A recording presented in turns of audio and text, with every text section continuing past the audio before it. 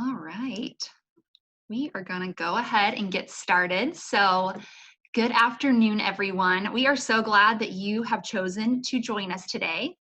My name is Emily Poff, and I am the current executive director for the Kankakee County Chamber of Commerce.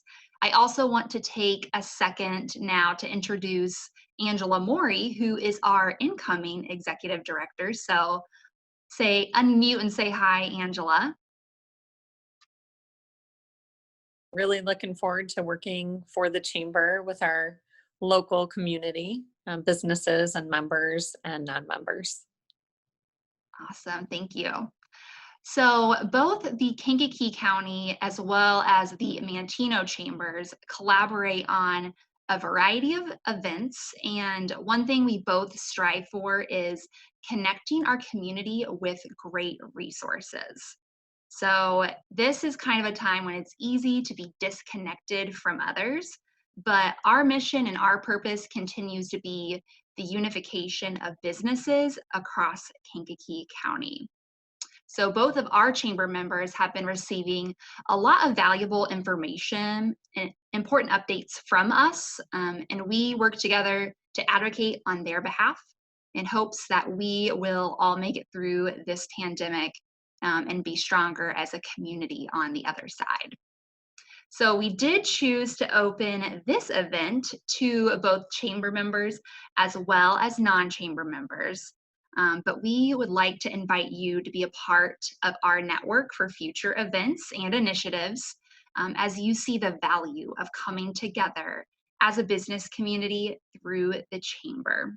So before we get started, I do want to introduce Sarah Marion, the president and CEO of the Manteno Chamber of Commerce. I'm muted.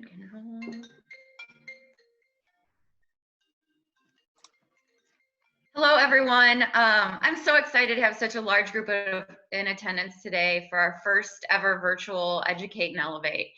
To echo Emily a little bit, I hope that you find value in what we have to offer you as you join us at this event today. There are so many benefits to chamber membership. So to our current members, we thank you for your support and your involvement.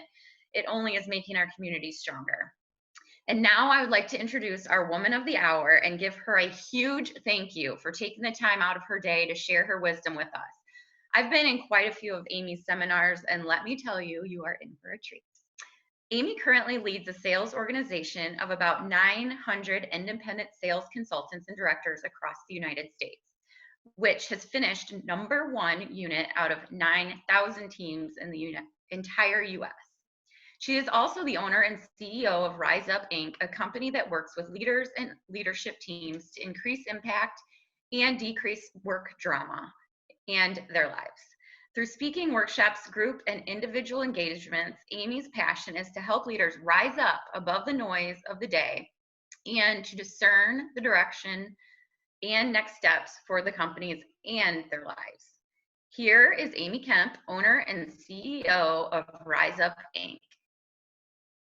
Well, thank you, Sarah. I'm so excited to be here and honored to have the chance to speak with all of you in your homes.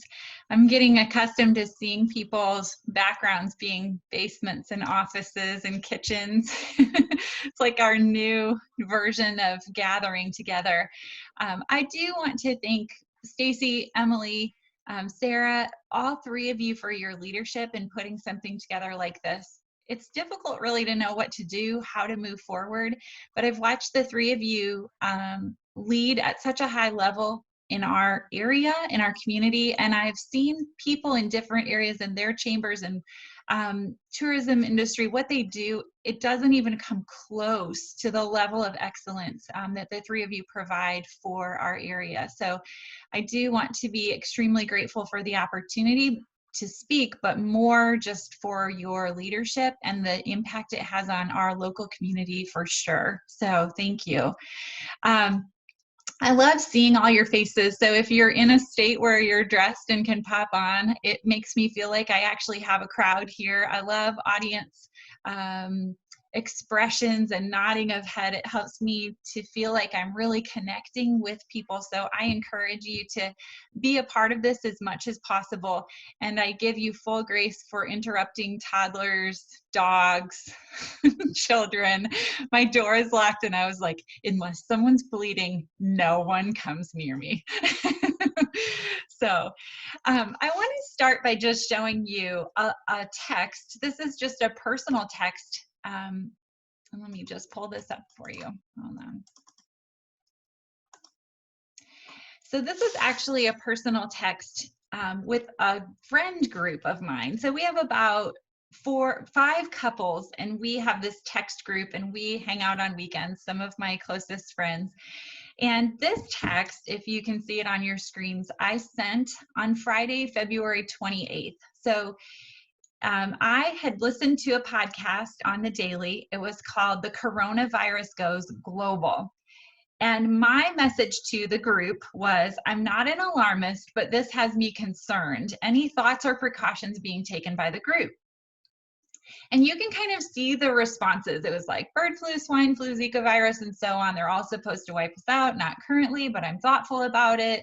Will listen and tell me, you know, I asked them to listen and tell me what they thought after they listened to it. The basic response to my text, I think all of us, if we went back through our phones, would find a similar conversation at some point where we were all like, really? Right? Like, really? And is this really that big of a deal? This wasn't even on our radar.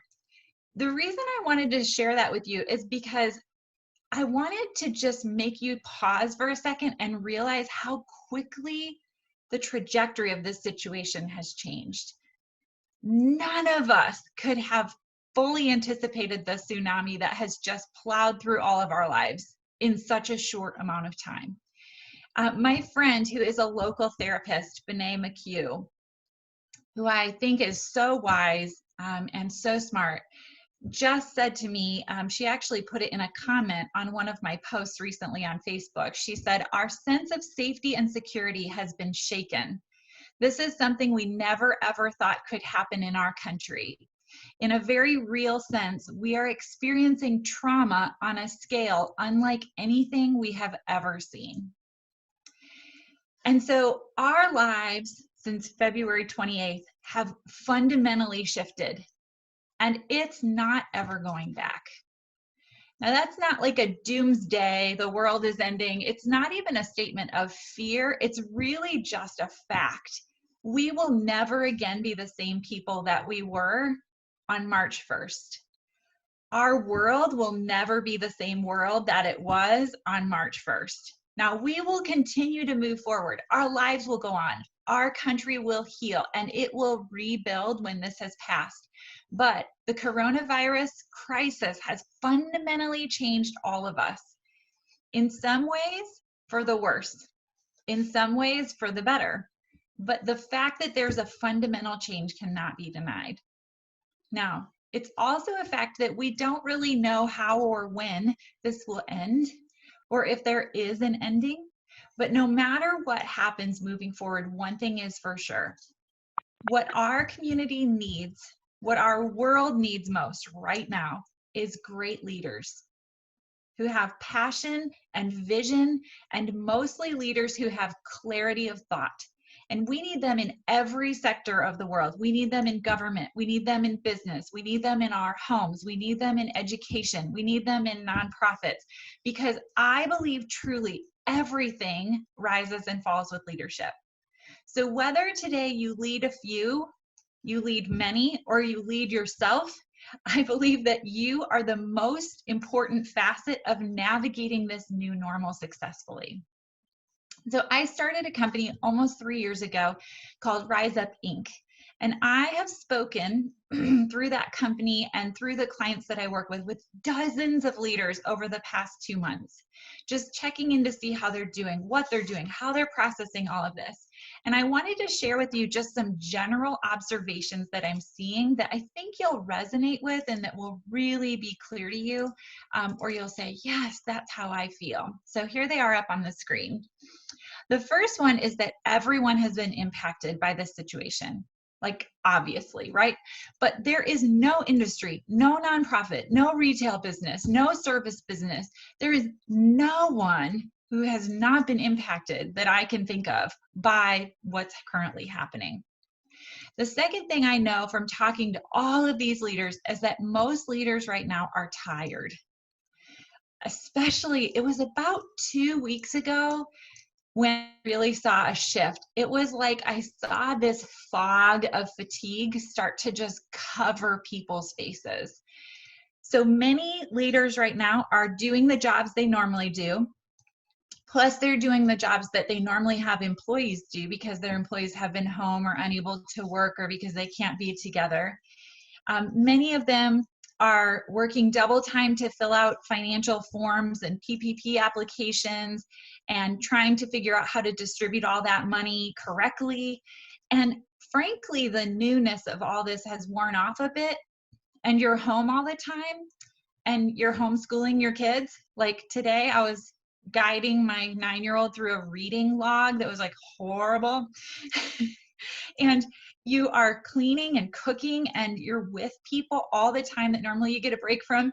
And I get it, like you're tired. And frankly, you should be.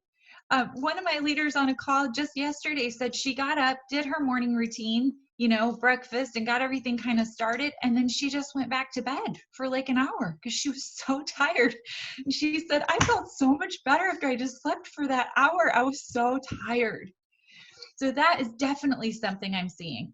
The third thing I'm seeing, and this is an interesting one for all of us to contemplate, but diversity seems to be making the crisis easier to navigate. So what I mean by that is that for the most part, leaders who have more diversity in their businesses or who have multiple streams of revenue seem to have the most peace right now also.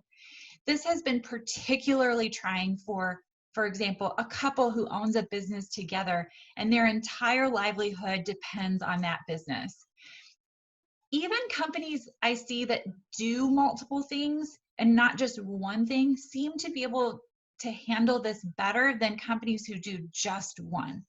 Again, I have no idea what that means. It's just a big picture observation, perhaps something to think about moving forward.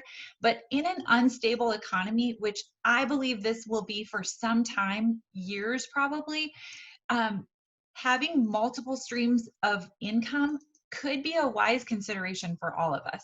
So that's something I've observed. The fourth thing is that neutral thinking is becoming a leader's most valuable asset. Whew. We were talking before all of you got on the call just about how people are getting more and more angry right now.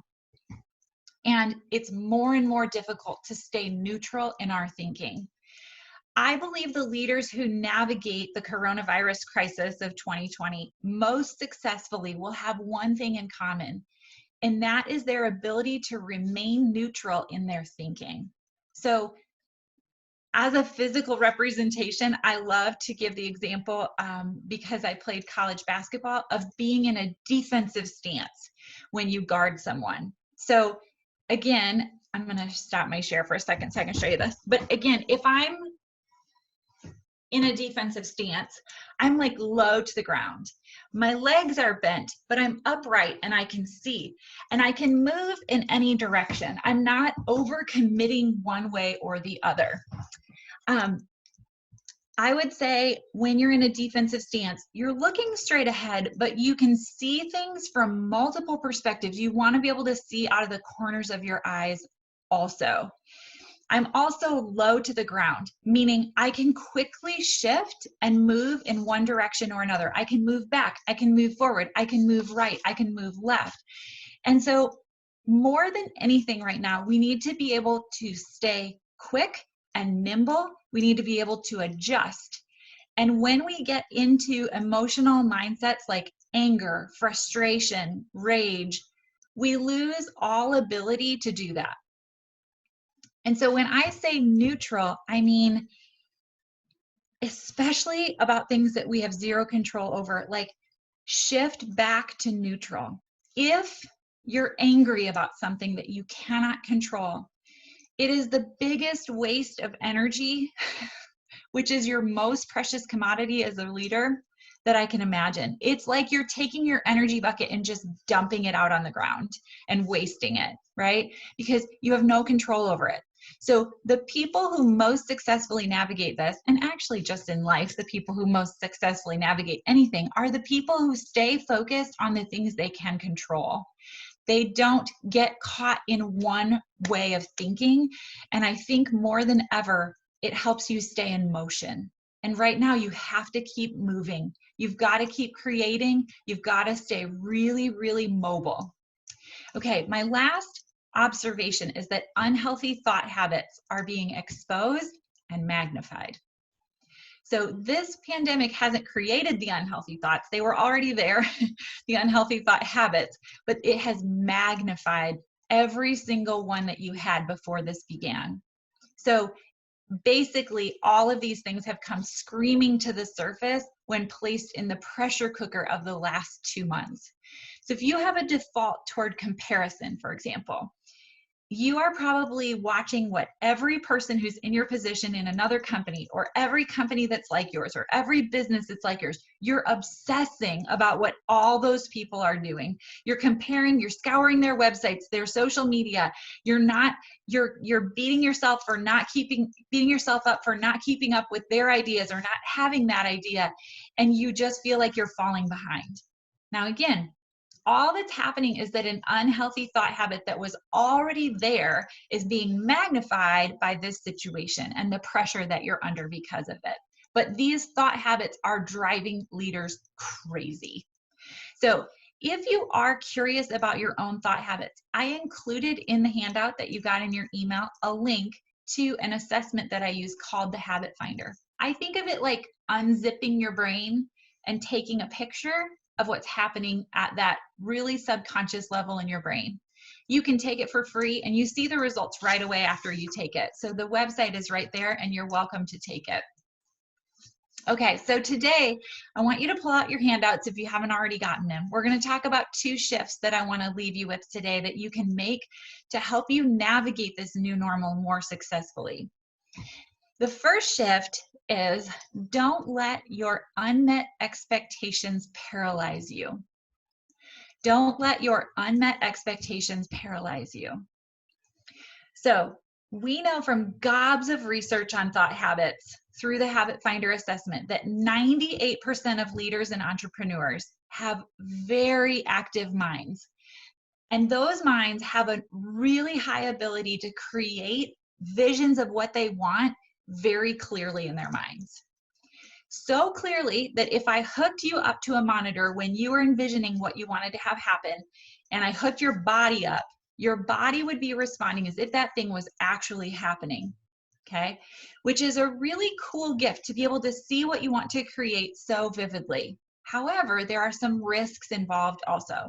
One of those is that we tend to get really attached to our expectations. We tend to focus more on the outcome that we want than on the process and the small steps that it takes to get from here to there. Like we become fixated on the finish line. We spend the money we're going to make before we actually make it. We accept the trophy before we play the game. We hit the sales goal and see ourselves being congratulated for it before we make a single contact. We create a very clear vision of the end result we want, and then we get really fixated on it. We also have a tendency to take that result in our mind and make it perfect. Like in our mind, we can create what we want perfectly. So I'll give you just a tiny example. As many of you might know, we had been planning a one-day workshop through Kankakee Community College. I see Deb's on here. Deb's my right-hand girl who helps put that together. But we were planning to do it April 24th, and it was called Rise Up, an Investment in Women Who Lead. Now, to say I was excited about that workshop is like the understatement of the year. We were expecting our highest number of attendees. Registrations were starting to come in. We lined up amazing interviews with leaders. And the day in my mind was shaping up just as it was going to be perfect. Leaders would be transformed. Companies and nonprofits would benefit. Everyone would love it. And they would leave equipped and ready to lead at a higher level. Okay, so can you see how my mind created this perfect end result that I wanted? And then there was a pandemic. Surprise. And crashed. My perfect vision crashed straight into reality, and it all fell to the ground. And what happens is I feel this deep sense of disappointment and loss. And I think if I asked all of you on the call today, have you had that same feeling in the last month? You'd be like, yes, yes, yes.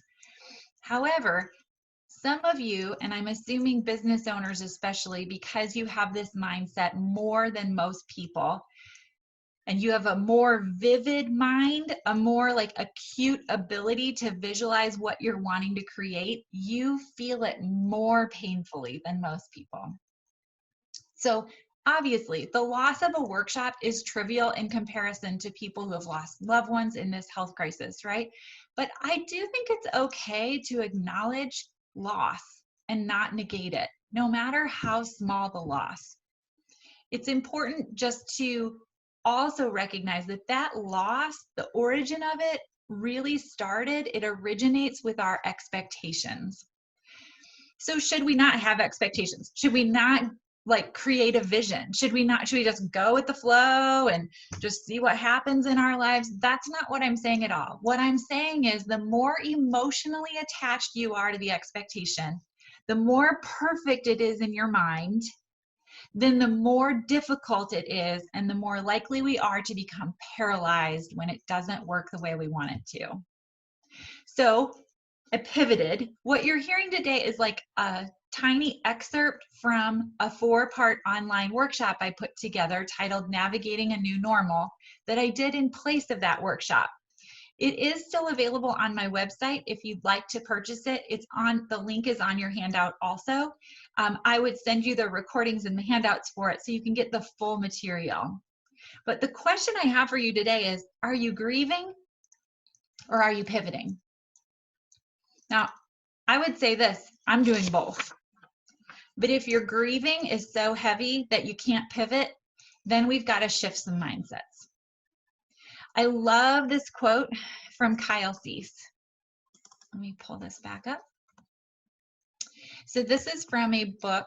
Oh, it's not going to let me do it that way. Hang on one sec. This is from a book called The Illusion of Money. It's such a great book. And it says, when you move toward your expansion, you will get what you need. Oh, this is different than what's on your handout, isn't it? No, it's not. It's the same. I'm sorry. You will get what you need, trust me. You will be provided for in some way that you can't see on this side of your mental assumptions, which can only ever see 1 or 2 linear ways to make something happen. Life has possibilities available to you that are way beyond what your mind can see. The reason I love this quote so much is because my brain will go just linear. I can't do a workshop. I can't do it this way, 1 or 2 ways. And instead, life has a bajillion possibilities that are available if we can get out of the rut of the 1 or 2 ways that we're seeing. Okay, now this is the other piece of this. We also have a physiological, our bodies respond to our expectations. They are like living inside of us at a cellular level. We don't just think them, we feel them. So let's say we had an expectation about how something is going to go that's so vivid in our mind. When the vision, the expectation is threatened, our body kicks into fight or flight mode. Literally, it's the same response that our bodies would have as if you were a cave person and you were being attacked by a bear. So that response inside your body is the same physiological response. We get surges of anxiety, fear, anger. Now, I want to pause. If you have a piece of paper, I want you to write really big on a piece of paper. Where in the last 2 months have you felt this? Where have you felt the stress of your expectations not being met? Where have you felt it like in your neck? Have you felt it in your shoulders? Have you felt it in your stomach? When you have it written, I want you to hold it up to the screen so that I can read them. really funny, I've started to get canker sores. I'm like, why am I getting canker sores? But I think it's just stress. I'm seeing shoulders, I'm seeing neck, jaw. That's a really good one. Stomach is huge. Shoulders and back. I see headaches. Oh, I've heard so many people saying headaches. My neck, my skin. Oh, skin is a really good one too. We see stress there a ton. Here's the thing about this. I want to walk you through what's happening in your body so that you can understand. And on your handout, I put these words because they're really hard to spell. So there's a stress hormone in your body. It's called norepinephrine. It looks like norepinephrine if you look at it on the page. It's released into the brain or into the blood when the brain perceives that a stressful event has occurred. So norepinephrine is released into your body.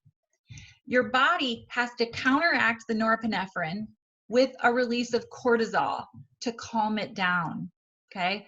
Cortisol will actually save your life in an emergency situation. So it is designed to protect us when a bear is attacking us, but it has serious long-term health effects when there's a steady dose of cortisol in your bloodstream, okay?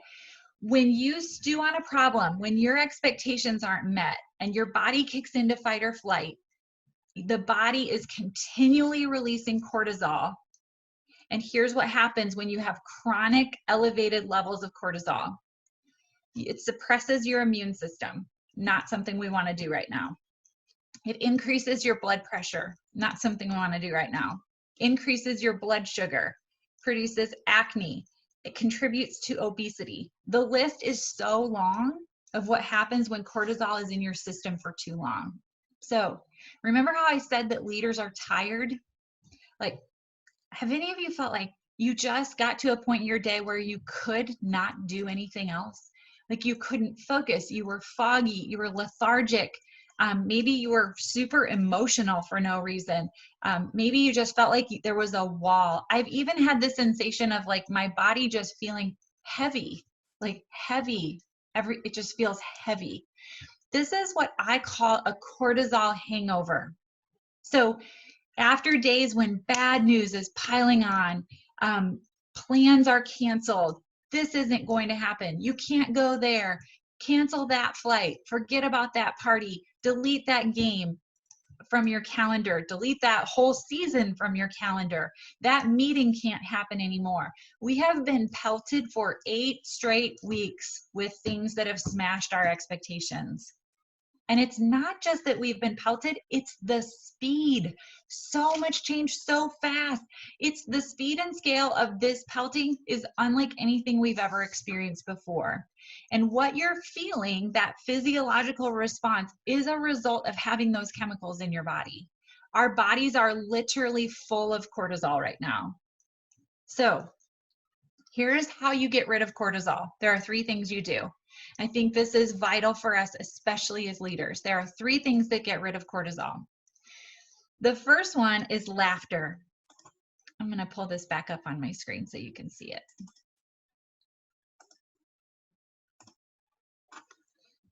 Okay, the first one is laughter. I mean, start watching Schitt's Creek if you haven't watched it yet. Google SGN, Some Good News, and watch John Krasinski and his videos that he's creating. Go to my Facebook wall and watch the video I posted yesterday of Ellen DeGeneres. I mean, I was crying, like tears were rolling down my face. I was laughing so hard. Just laugh. Laughter is so vital right now because it moves cortisol out of your body. The second thing, exercise.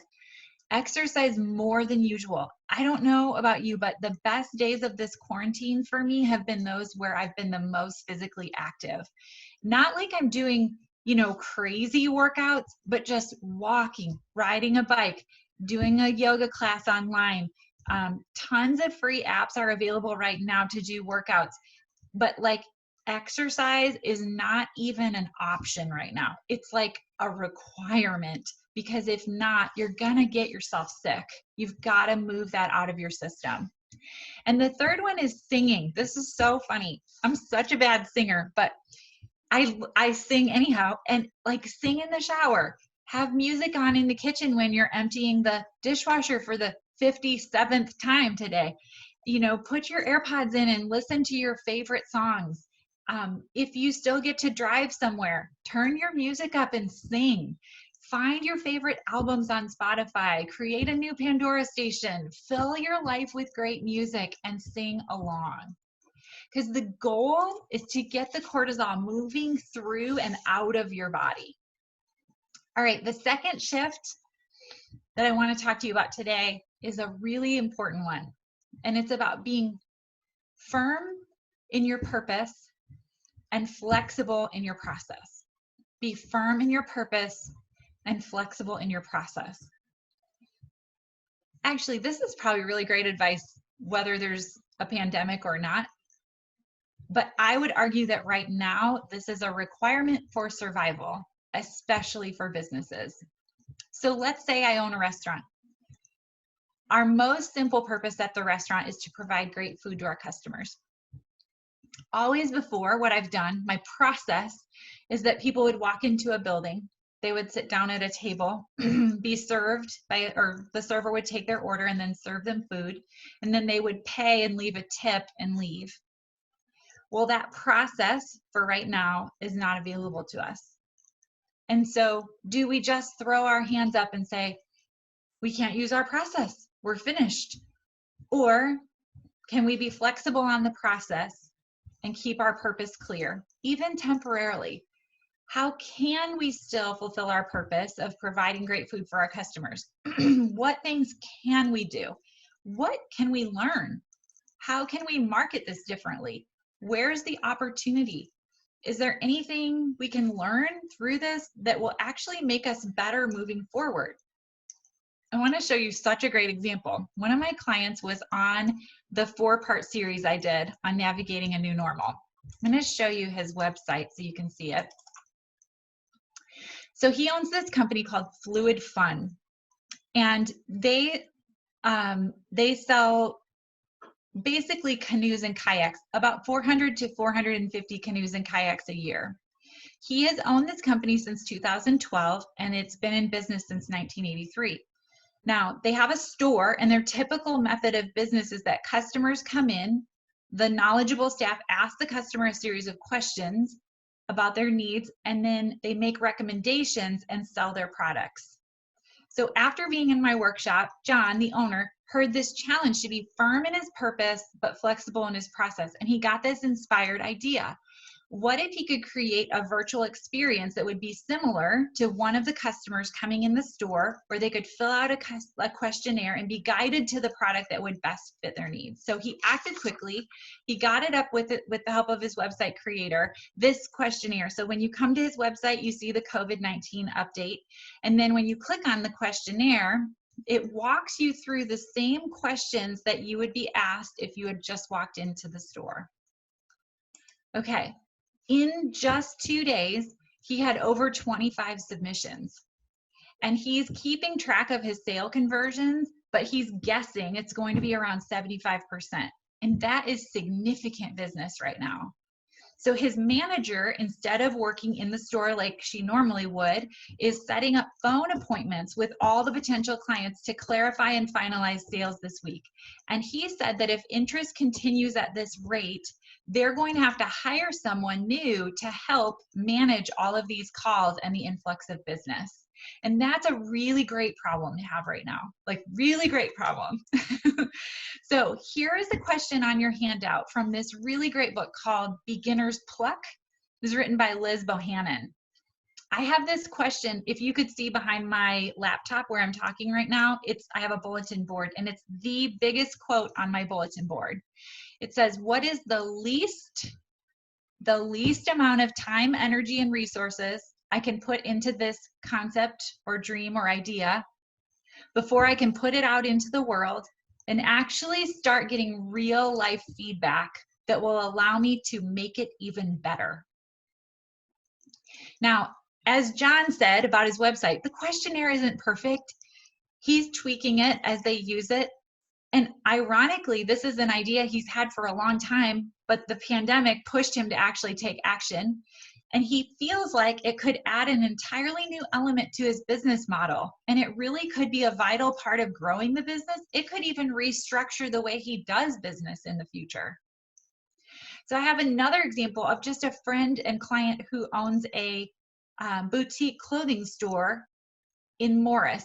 She said she's been wanting to get her Facebook page so that you could shop online, you know, where you just click buy, like when you go to a larger retail establishment, and she's been wanting to do that. She would normally just post pictures, but she just was like, I have to get this done now. And so now if you go to her website page, you can click and directly be taken online to buy the shirt you see or buy the shoes you see, and it will just be shipped to you instead of having to comment on the picture and her get back to you and all of that kind of stuff. And it could be a huge source of revenue for her, no matter what happens moving forward from here. Here's my strong word of warning for all of us. I believe the businesses and people who are too attached to their processes will not survive this crisis.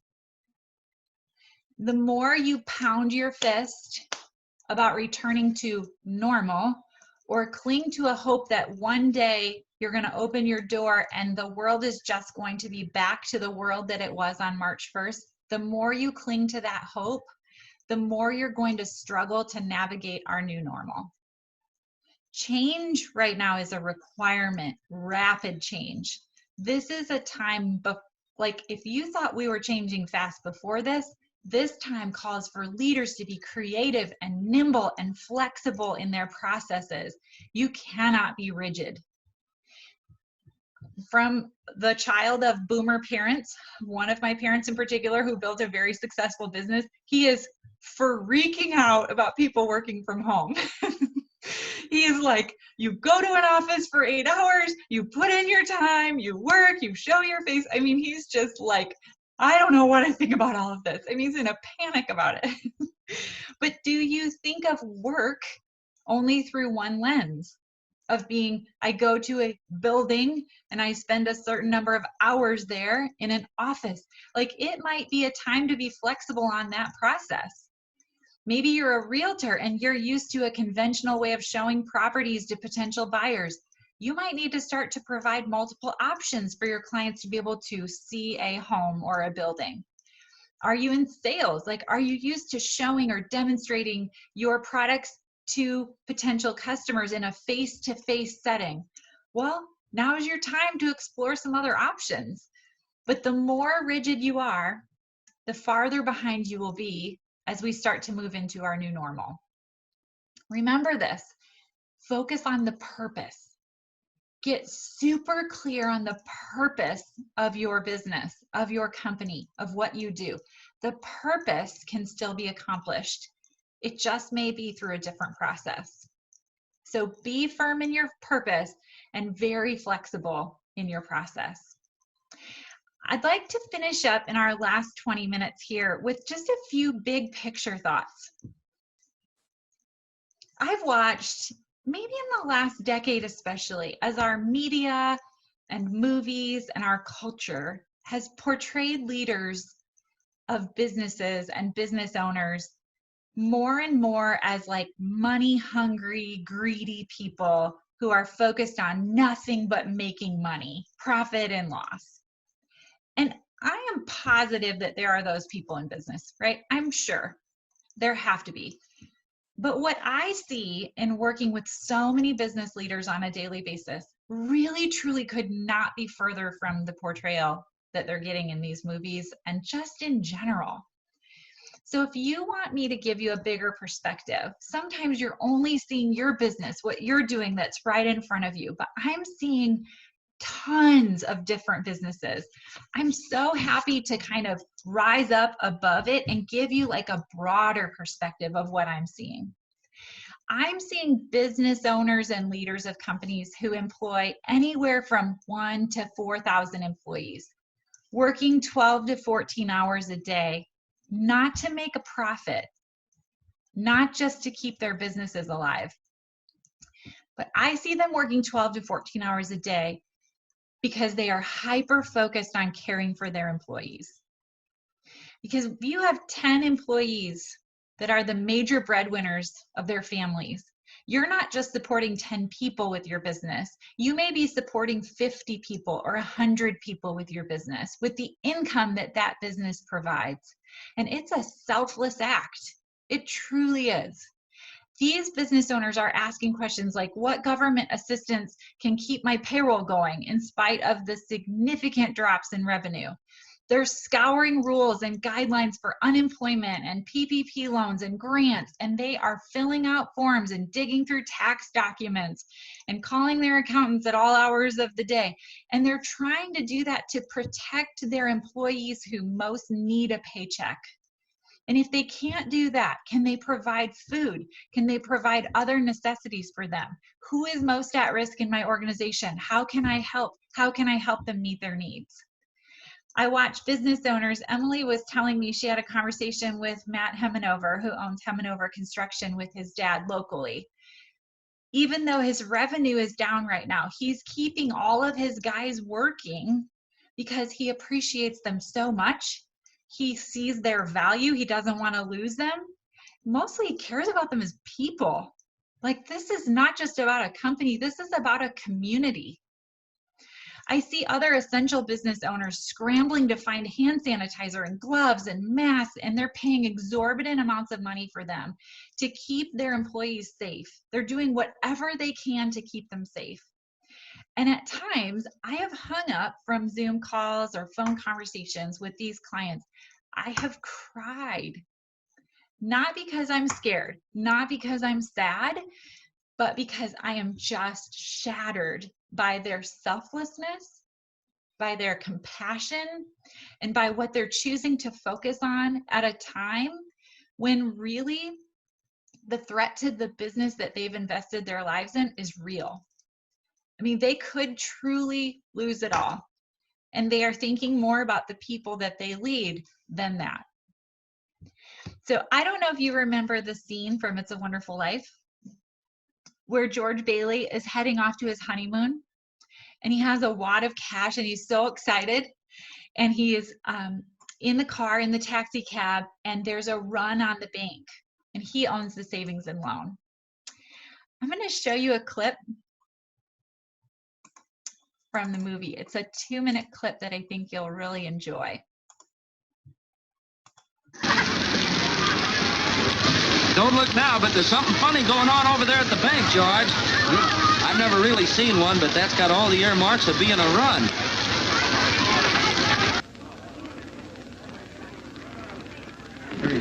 Now, just remember that this thing isn't as black as it appeared.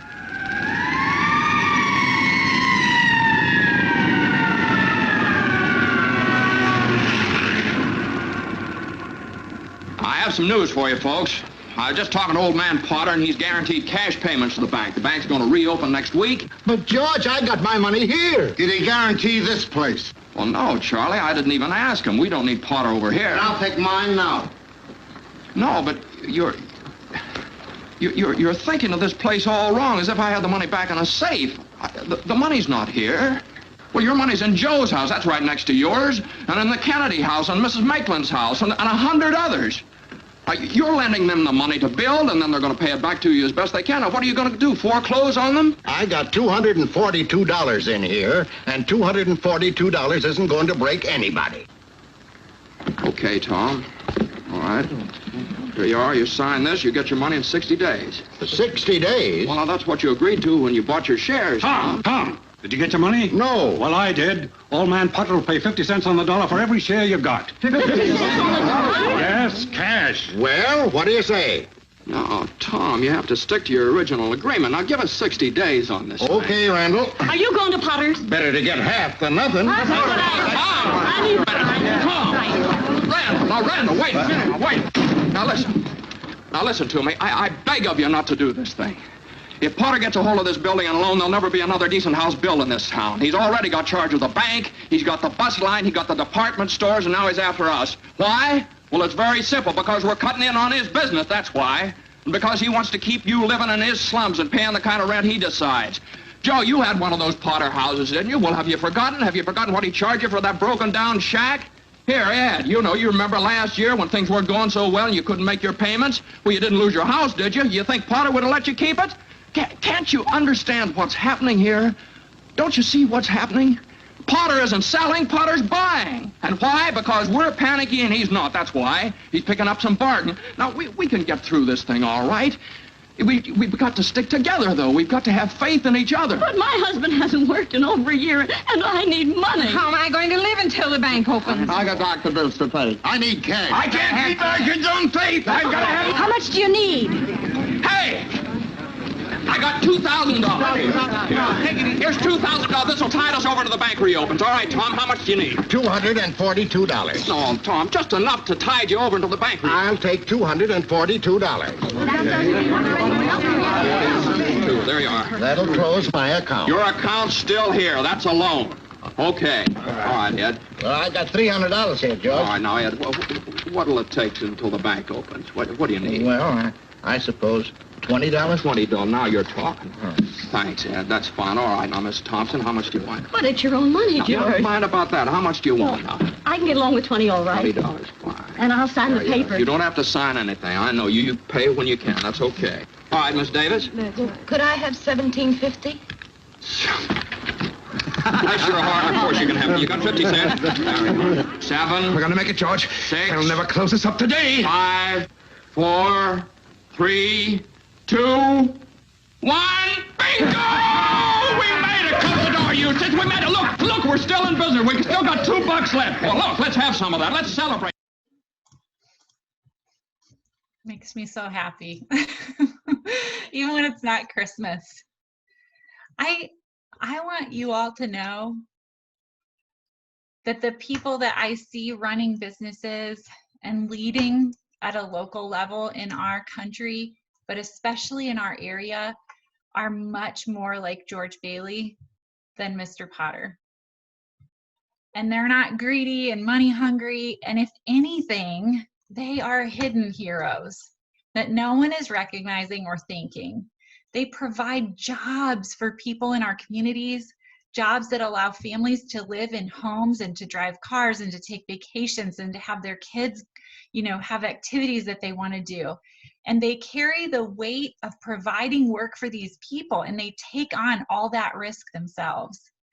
And they do it week in and week out. And when a crisis like this hits, they take the brunt of the blows that are coming at them left and right, and they still carry the weight of responsibility of caring for the people they employ.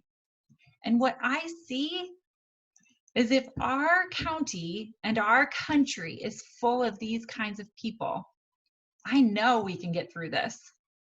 Even if there's a long and deep recession, even if the worst case scenario your brain can come up with happens, with these kinds of people, we'll be okay. We'll rebuild because you, those people who I'm talking to right now, are champions. And I don't feel scared. I feel encouraged knowing that our future is in your hands. So stay the course, because all that you send into the lives of others really does come back to you 1,000-fold. And I know, I see you. You're working your tails off for the people you lead. I applaud you, I believe in you, and I thank you.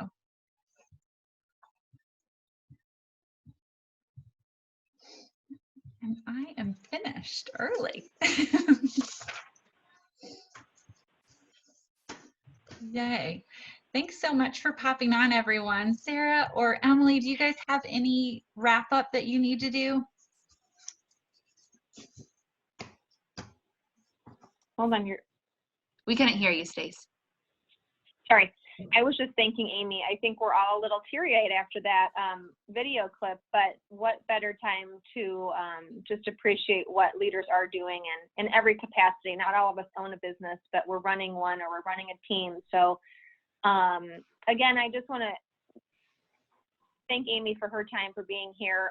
Encourage you to maybe consider taking another journey with Amy through her Rise Up Inc.